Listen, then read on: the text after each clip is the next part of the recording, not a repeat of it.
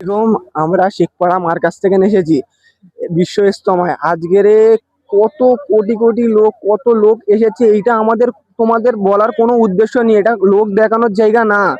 কে আসছে কে যাচ্ছে, কি খাচ্ছে না খাচ্ছে, এইটা কোনো আমরা উদ্দেশ্য হয় না। এটা আল্লাহর কাজ ভাই।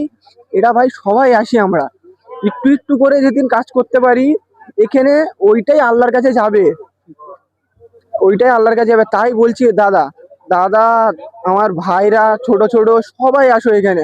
যে এখানে সবাই আমরা যেরকম নর্মাল লোক ওরামই কাজ করছি, যে কোনো মিস্ত্রি বা কোনো নিজেকে নিজে ছোট ভাবছি বড় ভাবছি তা কোনো না।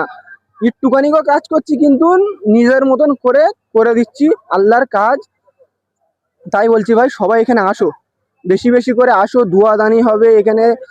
আল্লাহ পাকের বরকত দেখো কত। এখানে খাওয়ার কথা এখানে হয় না, কমসে কম 3 দিনের লেগে আসো। আমরা বেশি লেগে আসতে বলিনি, তোমাদের ঘরে অসুবিধে যার 3 দিনই অসুবিধে তার একদিন কমসে কম বুধবারে আসো। গাড়ি করে এমাথা ওমাথা করে ঘুরলি কিচ্ছু হবে না ভাই, কিচ্ছু হবে না। এখানে একবার আসো, ধোয়া ফোয়া হবে এখানে। তো জানুয়ারি মাসে ধোয়া খায়ার হবে এখানে, সবাই ইনশাআল্লাহ আসার চেষ্টা করা হবে।